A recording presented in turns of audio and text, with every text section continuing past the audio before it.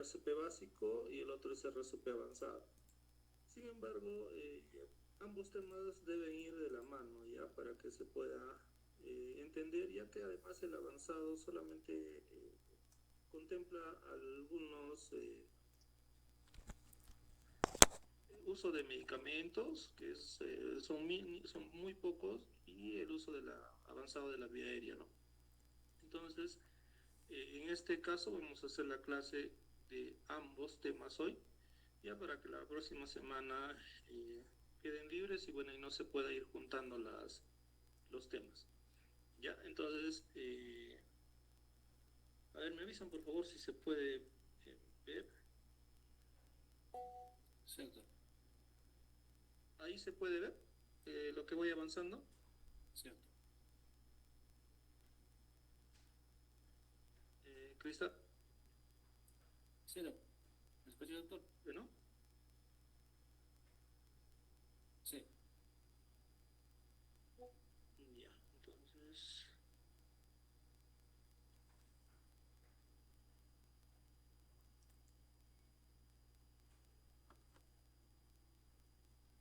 Bueno, comencemos. Al final, por favor, o bueno, ahora sí puedes hacer una captura de pantalla, por favor, de la asistencia, Cristal. Bien. Cuando hablamos de paro cardiorrespiratorio, vamos a tener en cuenta que va a ser el cese de función electromecánica del corazón, ¿no? Como ustedes recordarán, el corazón actúa por un estímulo eléctrico, ¿no? Y va a actuar de forma mecánica. ¿Cuál va a ser el objetivo de esta función electromecánica? Generar un gasto cardíaco, ¿no? Este gasto cardíaco es la que va a generar la necesidad tisular de oxigenación, ¿no? Entonces, este paro cardiorrespiratorio generalmente puede ser súbito o puede ser de forma, o generalmente como consecuencia de una patología de larga edad o de corto plazo también, ¿no? Entonces, este paro cardiorrespiratorio puede ser eh, espontáneo, ¿no? O sea, de forma simultánea, el paro cardíaco y el paro respiratorio, puede haber un paro previo cardíaco y luego el respiratorio, o el paro cardíaco como consecuencia de un paro respiratorio, ¿ya? No siempre son de formas simultáneas. Eh, ¿Cómo determinamos que un paciente o una persona está en un paro cardiorrespiratorio? Lo principal es la ausencia de pulso central, ¿no? Cuando hablamos de ausencia de pulso central, vemos que es la ausencia del pulso carotídeo, ¿ya? ¿Qué es lo que sucede? Muchos de las personas, o bueno, incluso ustedes, ¿no? Como médico o ya estudiantes de medicina por terminar, tienen deficiencias eh, en encontrar este pulso. Sin embargo, este pulso es el único que va a determinar o garantizar si es que realmente hay un paciente que está en paro. El otro punto o caso es que incluso esto se incluye dentro de las guías, a que si es que no se identifica o no se llega o sea, a establecer realmente que haya un pulso, o sea, por falta de experiencia, se inicie el RCP, ¿no? Que en este caso vamos a ver en las siguientes diapositivas. El segundo es la inconsciencia, ¿no? Generalmente lo que va a suceder es que la persona va a perder la conciencia, si es en el extrahospitalario se va a desvanecer, o en el caso de un hospital, bueno, el paciente va a ir con una tendencia a la inconsciencia. Lo tercero es el apnea o la respiración agónica, ¿no? El gasping o el boqueo, ¿ya? Y acá también se podría incluir la cianosis, ¿ya? O sea, que es la coloración morada de la piel, ¿no? O sea, como dice, una vez que se haya identificado el paro, cada minuto sin RCP reduce la probabilidad de supervivencia entre un 7 y un 10%. El flujo cerebral y coronario se detiene por completo. Ahora, la cadena de supervivencia, sobre todo la que está relacionada a la RCP básica, o extrahospitalaria, va a indicar que primero se debe reconocer que una persona esté en paro cardiorrespiratorio. Una vez que se ha reconocido que este paciente está en paro, se activa el sistema de emergencias. En nuestro caso, por ejemplo, llamar al SAMU, ¿no? Una vez que se activa o se indica a alguna persona de alrededor que active este sistema de emergencias, se inicia el RCP precoz. Si es que tenemos desfibrilador a la mano, la desfibrilación, en caso exista un ritmo desfibrilable, y luego recién viene el manejo o soporte vital avanzado que se da en un ámbito ya más controlado, ¿no? Ya puede ser dentro de una ambulancia, puede ser dentro de un centro hospitalario, centro de salud, donde haya personal entrenado para dar este soporte vital avanzado.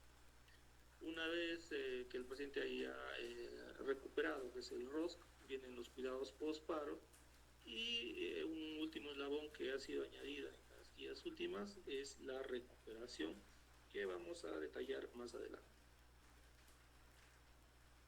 Entonces, ¿cuál es el motor de la supervivencia? Generalmente esta se ha definido durante muchos años en como RCP básica, ¿no? Y ha establecido protocolos o una guía básica de cómo se debe desarrollar, ya sea para personal lego o personal con conocimiento, ¿no? Generalmente personal lego se le llama a una persona que no tenga un entrenamiento específico, ¿no? O tenga una capacitación, más sí tenga un conocimiento de básico cuál es el procedimiento para esta RCP básica. Esta RCP básica va a estar comprendida por las compresiones torácicas, el manejo de la vía aérea, ¿no? Generalmente con la maniobra frente-mentón para un alineamiento de la vía aérea, y el breathing o ventilación, ¿no? O sea, que es la oxigenación. Esta ventilación generalmente ha quedado un poco desfasada desde el COVID, ya, a no ser que se cuente con un instrumento de ventilación externa, ¿no? O sea, puede ser un ambú, o puede ser a través de una mascarilla o una boquilla, pero que impida el contacto directo con la persona a la cual se va a ventilar, a excepción de que sea una persona muy cercana, ¿no? Esto, ¿por qué? Porque se ha determinado que la principal base de este RCP van a ser las compresiones torácicas, que tienen ciertas características, ¿no? Uno debe ser con una profundidad de 5 a 6 centímetros. Se sugiere que sea mayor a 5, pero no mayor a 6. ¿Ya? ¿Por qué? Porque esta mayor a 6 puede generar fracturas costales. La frecuencia debe ser de 100 a 120 por minuto, ¿ya? Y en la relación a las ventilaciones debe ser de 30 a 2. Se debe evitar en lo posible las interrupciones menos de 10 minutos, y se debe intercambiar con otra persona para estas compresiones cada 2 minutos. ¿Ya? ¿Por qué? Porque, como les había mencionado, cada segundo de falta de RCP disminuye o empeora el pronóstico de la persona que esté.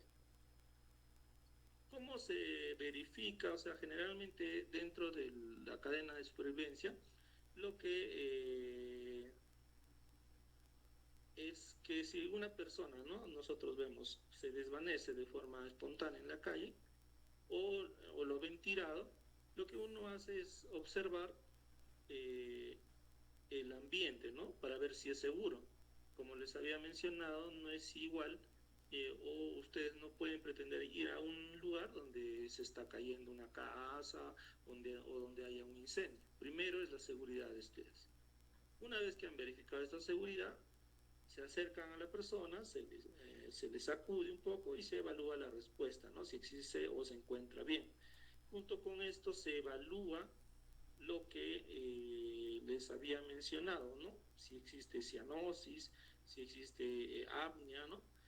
Ahora, en este momento que ustedes no encuentran respuesta, activan el sistema de emergencia a través de la llamada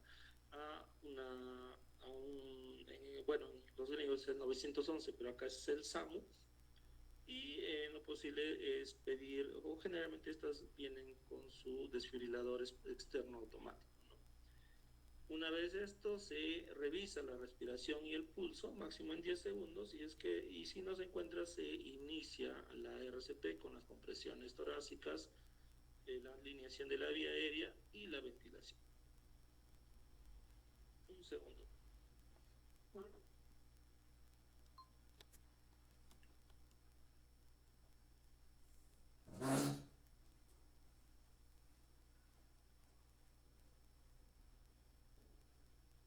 Cuando hablamos de paro cardiorrespiratorio, vamos a tener que diferenciar que no todos los paros son de forma similar, ¿ya?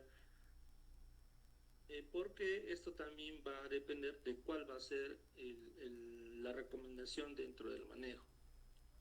En este caso vamos a tener 4 ritmos de paro cardíaco según el EKG, ¿ya? En este caso vamos a tener a los desfibrilables, que tienen un mejor pronóstico que los no desfibrilables, y en estos desfibrilables vamos a tener la fibrilación ventricular, que en este caso es un ritmo o actividad caótica ventricular que va a generar impulsos, ¿no? Si nosotros recordamos, el corazón está compuesto por células que tienen una función autonómica.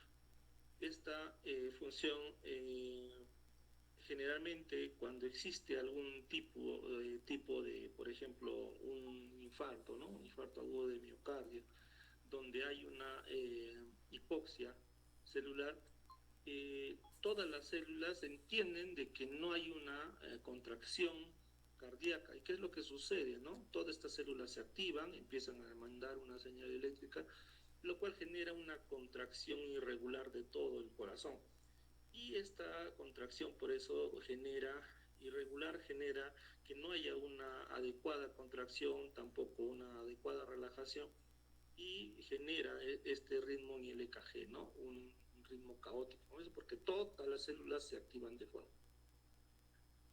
Luego vamos a tener la taquicardia ventricular sin pulso, que en este caso es un ritmo rápido ventricular que hace que la velocidad de la contracción cardíaca pueda impedir que el corazón igual vuelva a relajarse y contraerse de forma adecuada, lo cual genera que no haya un gasto cardíaco y por lo tanto la ausencia de pulso.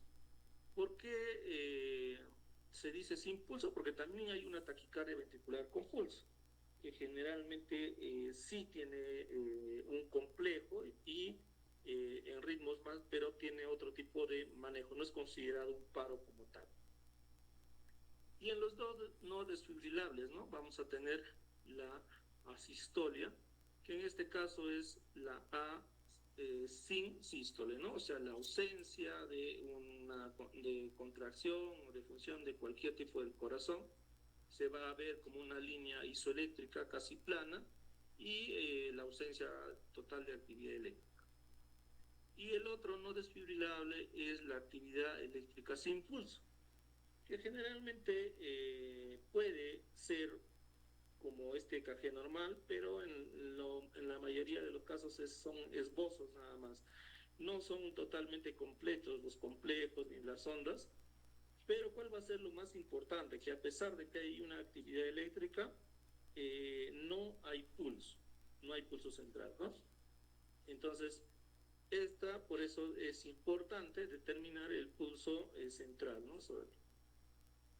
¿Por qué se dividen en estos dos grupos? Porque, como les vuelvo a mencionar, el manejo va a depender de esto, ¿no? Acá va a iniciarse, o bueno, de forma resumida, cuál va a ser el manejo del paro cardíaco. Cuando se identifica que es desfibrilable, lo primero que se recomienda, si se tiene a la mano, es el shock o la desfibrilación más el RCP básico, ¿no? O sea, las compresiones torácicas, más la ventilación y más la alineación de la vía aérea. Si es que no hay una respuesta del shock, vamos a avanzar a la miodarona, que es un antiarrítmico de tipo 2, ¿ya? Y luego, o si es que no hay disponibilidad de la miodarona, la lidocaína. En el caso de que no contemos con el desfibrilador, lo que vamos a requerir es hacer el RCP nada más. Un momento, por favor.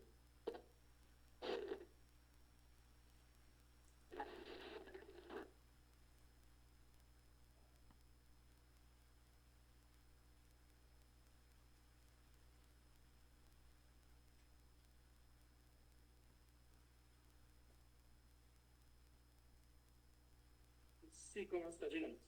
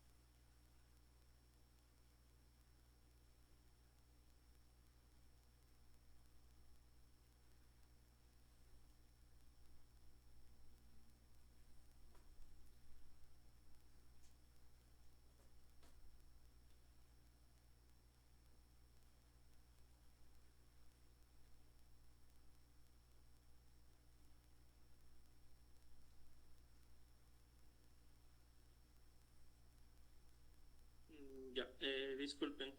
Bueno, vamos a continuar.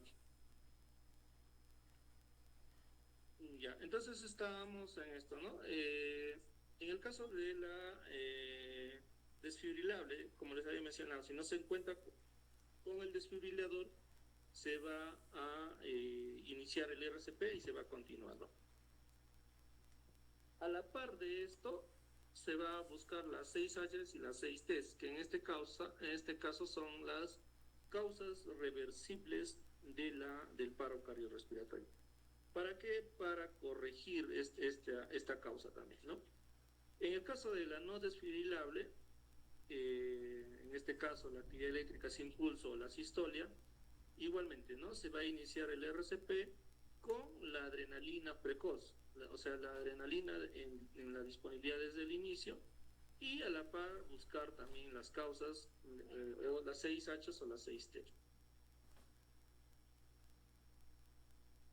Este es el algoritmo del soporte básico avanzado, perdón, del soporte avanzado de ritmos desfibrilables. En este caso, si es un paro, una fibrilación, una taquicardia ventricular sin pulso, se va a iniciar con la desfibrilación o shock. En este caso, la energía de la desfibrilación puede ser bifásico, de 120 a 200 joules. Inicialmente se inicia con 120 o 150, y el monofásico generalmente se inicia con 3 cc. En el caso de este shock, si no existe una respuesta o no existe se va a continuar con el RCP durante 2 minutos, se va a buscar un acceso intravenoso o intraóseo a la par de la RCP continua, ¿no? Y se va a volver a hacer un shock. En este caso, el shock en el bifásico aumenta, ¿no? Normalmente se suele utilizar de 150 a 170. Esto va a ir variando dependiendo del tamaño o del peso calculado prox del paciente, ¿no? Si es una persona pequeña, ¿no?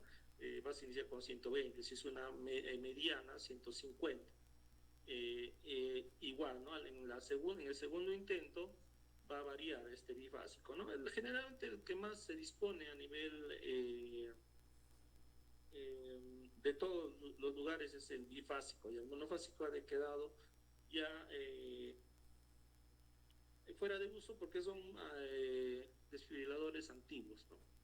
Entonces, en este caso, en el segundo shock, ya se eleva la energía del desfibrilador, ¿no? Normalmente si se ha iniciado con 120, se inicia con 150, y si se ha iniciado con 150, con 170, pero aunado a esto se va a iniciar la adrenalina 1 miligramo cada 3 a 5 minutos y se va a continuar, ¿no? Con el RCP. Si vemos que no existe una respuesta, se va a volver a hacer un shock o una desfibrilación. En este caso se utiliza ya la energía máxima, que es 200 joules en el bifásico y 360 en el monofásico, ¿no? Aunado a esto, ya se suele utilizar la amiodarona de 300 miligramos y luego una infusión de 150, continuando con el RCP. El objetivo principal de la desfibrilación inmediata es mantener, el objetivo principal es la desfibrilación inmediata y mantener la perfusión. Generalmente, ¿por qué está estipulado así? Porque después de estos aproximadamente 15 minutos de RCP sin una respuesta, ya se considera que hay un daño severo, ¿no? O incluso muerte cerebral. Si es que el RCP, más aún, ¿no? Es bastante difícil que durante esos 15 minutos las compresiones, las ventilaciones hayan sido totalmente efectivas. Es por eso que se han diseñado incluso robots que generan compresiones torácicas de este tipo, aunque generalmente no limita la profundidad y puede generar daño o fracturas costales o daño incluso al paciente, ¿no? En el caso de los ritmos no desfibrilables, en el caso de la sistolia y la actividad eléctrica sin pulso, lo que se busca es la adrenalina precoz, o sea, lo antes posible, y iniciar la RCP inmediata, ¿no? Ciclos de 2 minutos con la búsqueda de las causas reversibles, ¿no? En este caso las 6H y las 6T. Se debe reevaluar el ritmo cada 2 minutos o la presencia de pulso cada 2 minutos, y en este caso el objetivo principal es la RCP de alta calidad, que se refiere a compresiones torácicas con profundidad 5 a 6, frecuencia de 100 a 120 y en una relación de las ventilaciones 32 y la corrección de la causa subyacente. Entonces, dentro del arsenal terapéutico de fármacos y vía aérea, vamos a tener principalmente a la adrenalina, ¿no? Va a ser la cabeza de un RCP.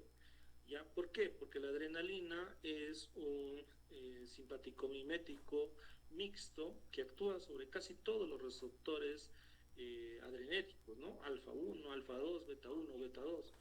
Genera vasoconstricción, vasoconstricción, aumenta la presión, genera cronotropismo positivo, ¿no? En este caso aumenta la frecuencia cardíaca, aumenta la fuerza de contracción, o sea, inotropismo, y genera, por ejemplo, broncodilatación. Es por eso de que es el fármaco ideal en estos casos, ¿no? Luego, en el caso de los desfibrilables, vamos a tener la opción de los antiarrítmicos, ¿no? En este caso, la amiodarona va a la cabeza, ya que la amiodarona es un antiarrítmico del segundo grupo de antiarrítmicos que actúa principalmente sobre canales de potasio. Y si ustedes recordarán, ¿no? Generalmente el corazón funciona en base a potasio. En caso no exista o disponibilidad de amiodarona o también las guías de su propio hospital las considera, la lidocaína también es uno de los antiarrítmicos que podría utilizarse, ¿no? Generalmente la lidocaína es un antiarrítmico del grupo 1 que actúa principalmente sobre canales de sodio, ¿ya? Y se utiliza de 1 a 1.5 miligramos por kilo. Dentro del manejo de la vía aérea, o de la oxigenación, vamos a tener dos puntos, ¿no? La vía aérea y la capnografía. La vía aérea, como les había mencionado, la ventilación casi nunca se ha vuelto a dar o se indica boca a boca. Generalmente debe ser a través de un aditamento. En este caso puede ser la bolsa válvula o el ambú o resucitador, ¿no? Ambú es la marca, ¿ya? Ambú no es el término con lo que se llama, sino es la marca del resucitador o la bolsa válvula. Ya en el manejo avanzado vamos a tener el tubo endotraqueal o el dispositivo supraglótico, ¿no? Lo que habíamos visto con las máscaras laringias. Generalmente esta búsqueda de la vía aérea avanzada debe darse de forma simultánea, ¿no? Con las compresiones continuas y con las ventilaciones cada 6 segundos. Dentro de la monitorización de un RCP, instrumento que ha demostrado bastante relación al pronóstico o respuesta a la RCP ha sido la capnografía. Si ustedes recuerdan, ¿no? La capnografía es la medición del CO2 y normalmente esta debe estar entre 35 y 45. Si nosotros vemos que en la capnografía, en las ventilaciones hay menos de 10 milímetros de mercurio, quiere decir que la RCP es de mala calidad.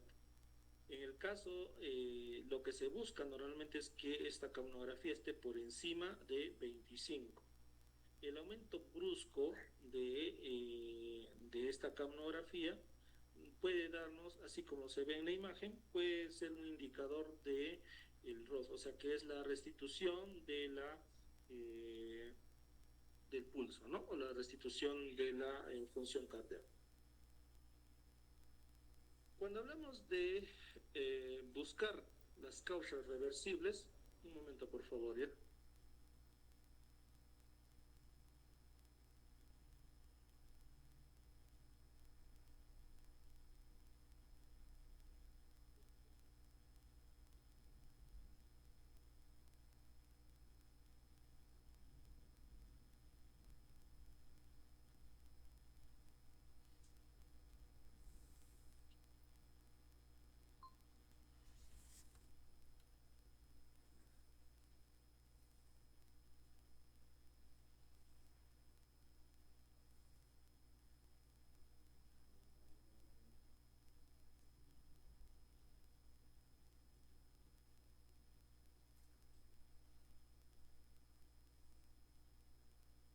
Ya, continuamos.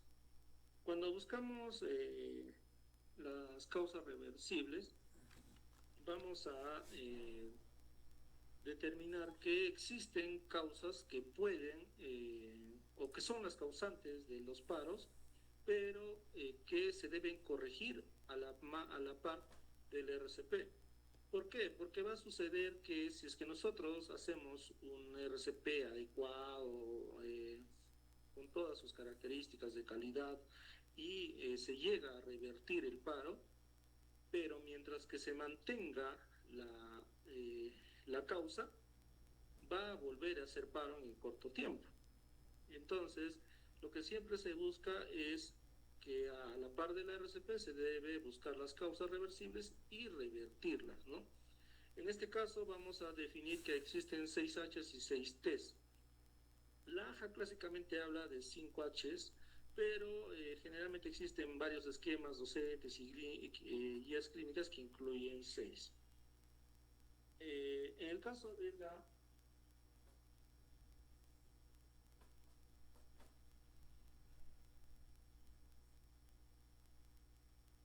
Disculpen Si no es mi gato, es mi hijito, así que ya. Vamos a ver que existen 6 H's y 6 T's, ¿no? En este caso, dentro de las H's, vamos a tener la hipovolemia, que es en este caso la falta de volumen, ¿no? Generalmente por un sangrado importante. ¿Cuál va a ser la forma de revertirlo? Volumen, ¿no? Soluciones salinas, cristaloides o sangre. Luego la otra H va a ser la hipoxia, en este caso es la ausencia de oxígeno, y lo que va a revertir es el oxígeno o manejo de la vía aérea, ¿no? Si es que en este caso es la que está obstruida o existe algún tipo de situación que genere esta hipoxia. En caso de los hidrogeniones, se va a referir principalmente a la acidosis, ¿no? A la acidosis metabólica. En este caso, o también la acidosis respiratoria, ¿no? En cualquiera de los casos lo que se va a buscar es revertir. Si existe una acidosis respiratoria, va a haber ventilación, pero si hay una acidosis metabólica, que es la que está más relacionada al paro, al bicarbonato, ¿ya? La idea es que generalmente la acidosis genera un estado de incompatibilidad con la vida, ¿no? Entonces, cuanto más acidosis hay, las células empiezan a autolizarse, ¿no?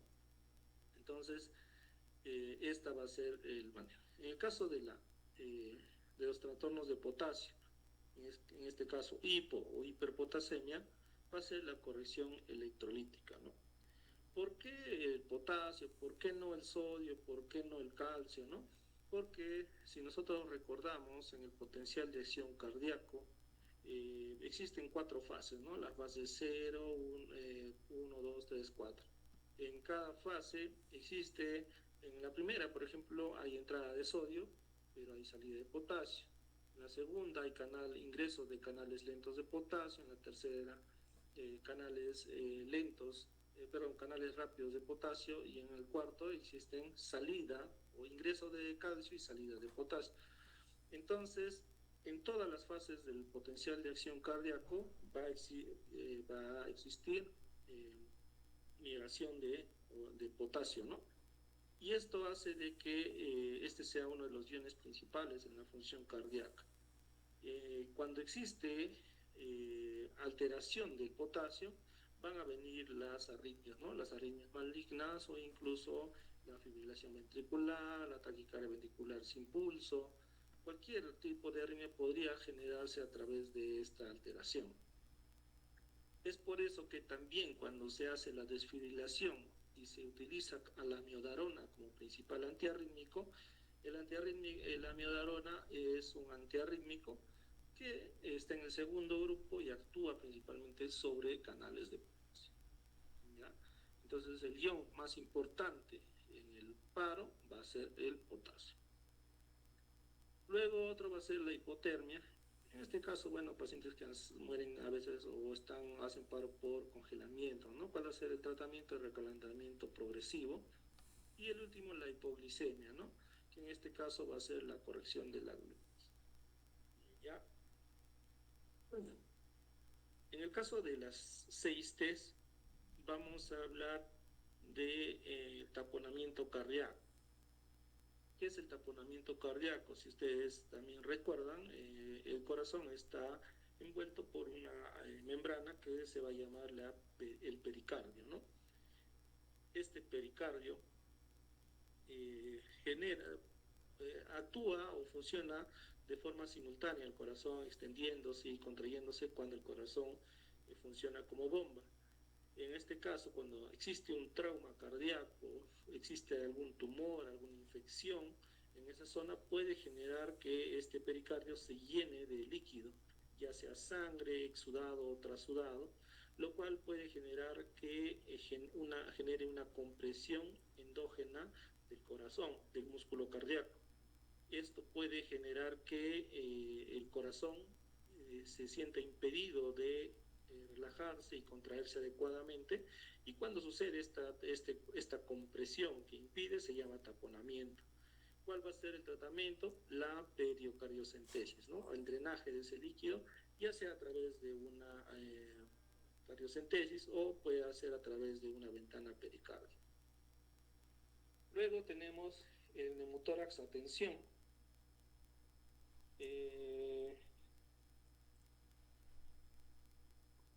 En este caso, el neumotórax a tensión se refiere a que va a existir una lesión del pulmón, ¿no? De forma interna, y va a generar una liberación de aire en el tórax, ¿no? Lo cual va a generar que inicialmente el pulmón colapse, o sea, una telectasia, pero a veces esa compresión aumenta, sobre todo en qué situaciones, en los pacientes que están en ventilación mecánica, ¿no? ¿Por qué? Porque a pesar de que este pulmón está colapsado, por acá arriba se le sigue dando oxígeno a presión.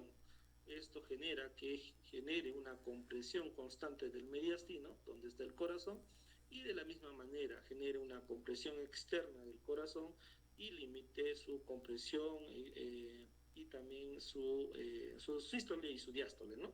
Y por lo tanto una ausencia de gasto cardíaco. Luego vamos a tener la trombosis coronaria. La trombosis coronaria es la relacionada principalmente al infarto agudo de miocardio, ¿no? Por ejemplo, en este caso, lo que sucede, bueno, ustedes recordarán un poco de anatomía, cuáles son las principales arterias que irrigan el corazón, son las coronarias, ¿no? Entonces, cuando se obstruye alguna de estas arterias, lo que va a suceder es que exista un infarto de alguna zona del corazón, ¿no? Esto puede, dependiendo de la cantidad de tejido que pueda infartarse, puede generar un paro. Uno de los paros o tipos de paros más relacionados a este infarto, por ejemplo, es la fibrilación ventricular. Porque lo que les había explicado, ¿no? Que todas las células cardíacas que son autónomas sienten el estímulo o que hay una hipoxia, ¿no? Entonces, ¿qué es lo que entiende la célula? Que no existe una adecuada oxigenación y empiezan a trabajar, ¿no? Se activan solitas, entonces se empieza a generar contracciones de todos los lados, lo que hace que genere una contracción inefectiva, ¿no? Y por lo tanto, entre a que no hay un gasto cardíaco, por lo tanto no hay un pulso. ¿Cuál va a ser el manejo? La reperfusión o la trombectomía, ¿no? En este caso lo que se busca es volver a que haya irrigación constante nuevamente. Generalmente, cuando existen muertes súbitas, es porque ha habido una trombosis coronaria masiva, en la que a veces es muy difícil por el corto plazo en la cual se da la angioplastía, podría ser recuperable, ¿no? ¿Ya? Pero si es que ha sido parcial y se puede revertir, esta es la reperfusión o la angioplastía, ¿no? Luego tenemos el tromboembolismo pulmonar. Generalmente lo que sucede es que se obstruye la arteria pulmonar, esto genera una alteración, un shunt, ¿no? A nivel cardiopulmonar, lo cual puede generar un paro cardíaco, ¿no? ¿Cuál va a ser el manejo? La trombolisis. Luego vamos a tener las toxinas.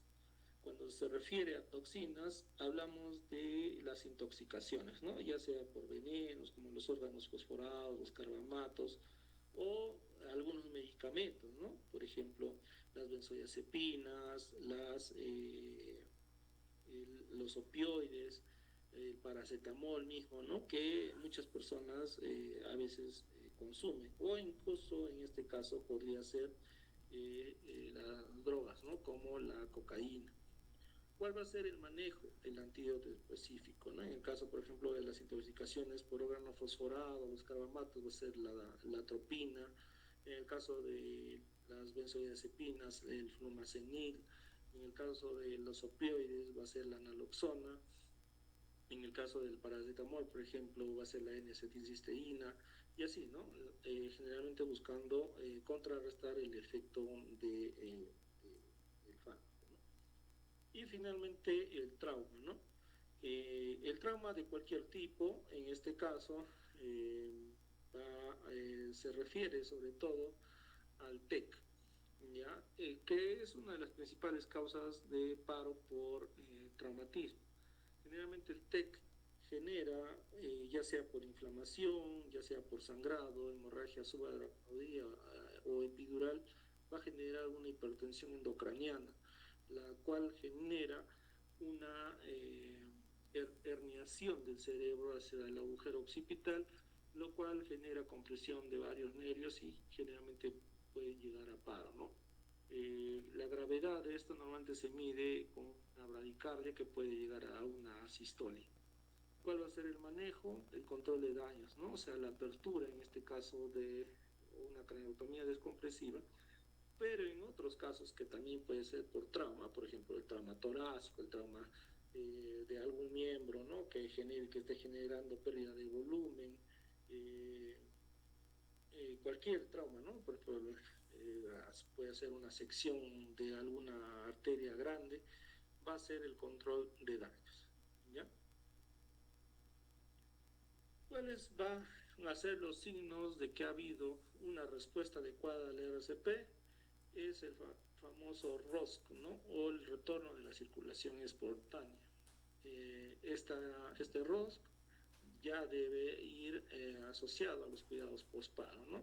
¿Cómo se identifica el ROSC? Con algunos signos. Uno de estos es pulso palpable, la elevación brusca de la capnografía, la presión arterial detectable y en algunos casos movimiento del paciente, ¿no? ¿Cuáles van a ser los objetivos inmediatos postparo?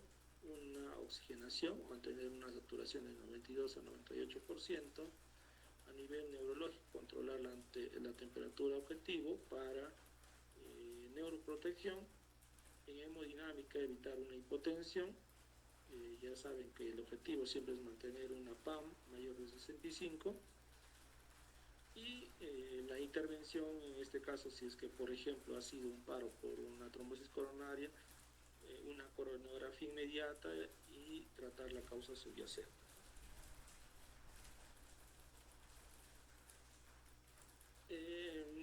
¿Cuáles son las perlas clínicas en este caso, o las que debemos resaltar? Uno, la calidad de las compresiones, ¿no? En el RCP básico va a ser básico, importante, la calidad de las compresiones.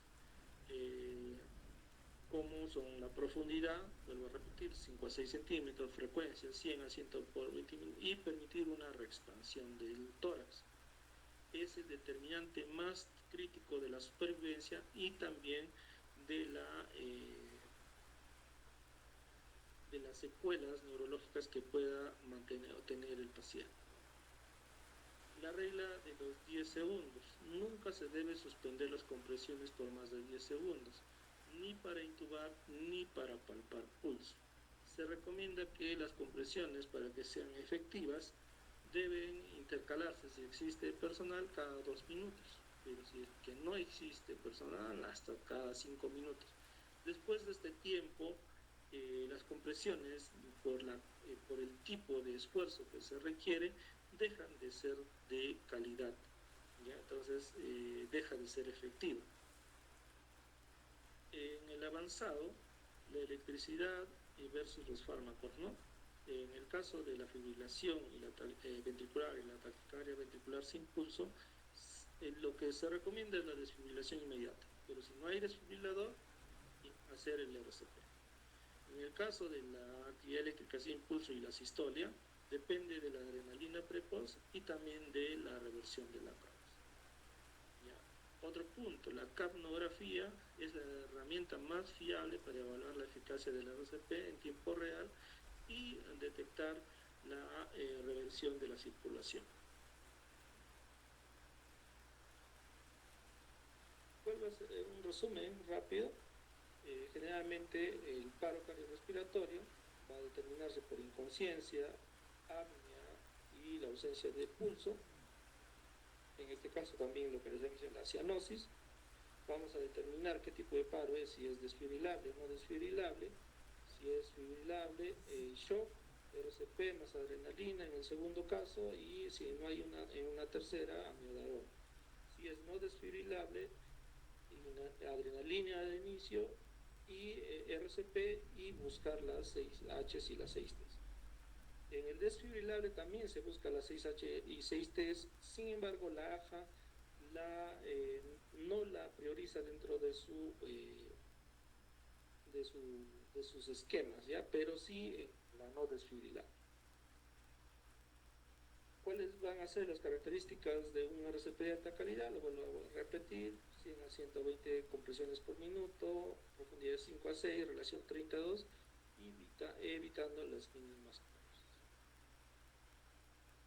Con eso estaría culminando. No sé si tienen alguna pregunta o duda, por favor.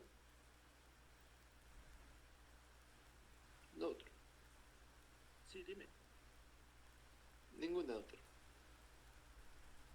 ¿Ninguna? Ninguna, doctor.